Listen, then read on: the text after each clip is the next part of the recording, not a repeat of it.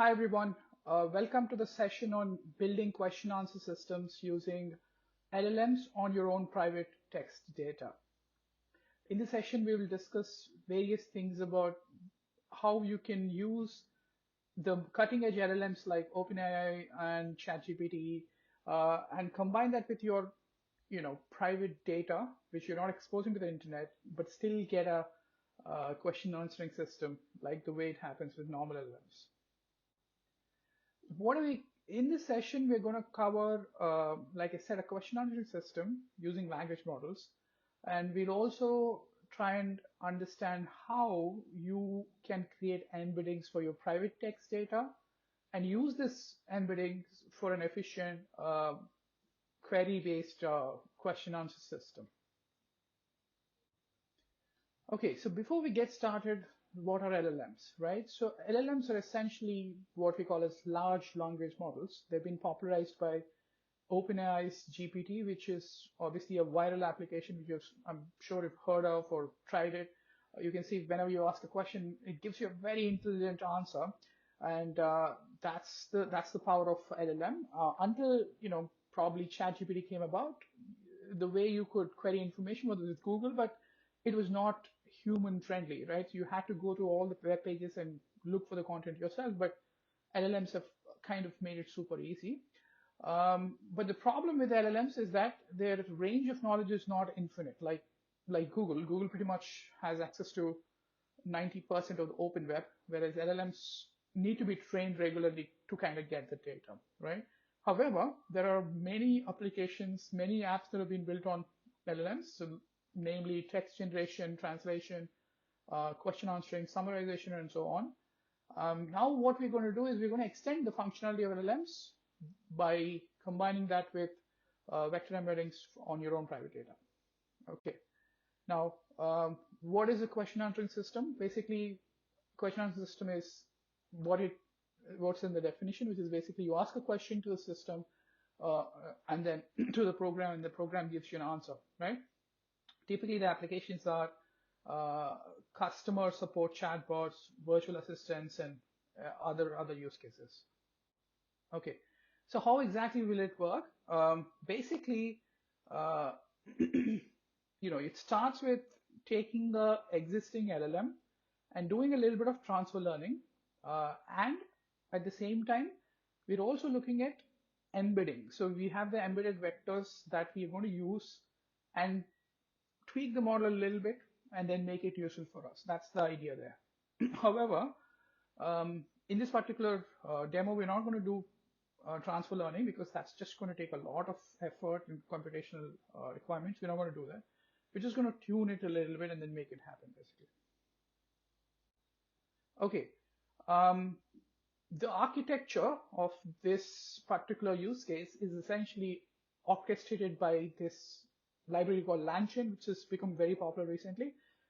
Essentially, what LangChain does is it's a simple interface which acts as a conduit for all these other things. So essentially, you have LLMs on one side, you could have private data, and then you could have public data like maybe a Google weather event or something, or you could hook it up with the database and then get that information as well.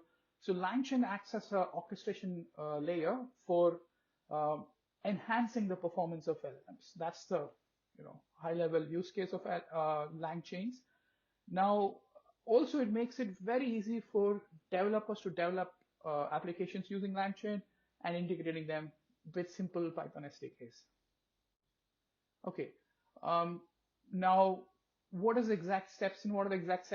So essentially, you would have a private PDF text, right? So you're going to use this private PDF text. You're going to extract the text from that. You will then do what we call is create a vector store, basically an embedding. You will create embeddings and create a vector store of those embeddings. And then finally, you'll create what is called a similarity search. Now, what is similarity search? Basically, it's a cosine distance between two vectors, right? And then based on that, when you ask a question, let's say your question is more like, okay, what is the wife of King called, right? We know that famous. Basically, this is like 5 years back. This This started the similarity search for text, right? So essentially, there's a mapping that happens, and then the answer comes out as queen. Yeah. As you can see here, this is a representation of vector embeddings. Typically, the vector embeddings are in hyperdimensions of 300 dimensions, etc. However, for the ease of representation, we've cut that down to three-dimensional space, right? You can see that the vector embedding for dog and cat are kind of in a closer space compared to, let's say, banana.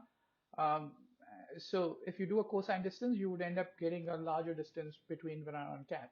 Similarly, if you do the cosine distance between banana and apple, it's much closer compared to, for a dog or a cat, right? That's the idea behind having a vector embeddings done for all these text chunks from the PDFs that we have. And this enables when you combine this vector database with the LLMs, it gives you that power to get the extractions done.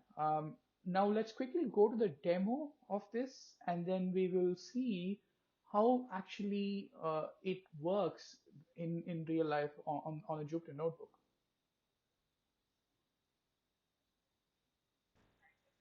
So this is a demo of the LLM with vector databases as we discussed previously. So in this demo, I'm going to walk you through how it's going to work under the wraps, and hopefully, you'll appreciate the power of combining LLM with your own private text data. Let's get started. So now we are installing the required packages. So as you can see, we have LangChain, PDF Radar, which reads a PDF, and then we have other libraries that are required for this. We have installed all of them. And using LangChain, we are also importing certain important functions like OpenAI embeddings and Hugging Face instruction embeddings. So this help us in creating embeddings for the given PDF text. Yeah. Let's skip to the actual interesting part here. Um, okay, so as you can see here, this is querying the Falcon model, basically imported from the Hugging Face, without a vector database. So it's just a normal LLM that you're getting from the Hugging Face without any contextual information about your private data, right? So let's go ahead and ask some questions to see how it responds rather. So if I ask this question, it's saying something about gender knowledge, then ask something about meaning of life. You can say it's very cheeky, so it's saying like something like, I don't have any personal beliefs or opinions because it's just an AI, which is good. Okay, now let's ask something about what is called as num dicta. This happened to be a disease in the PDF file that we have fed in um, to the system. Let me show you the PDF file.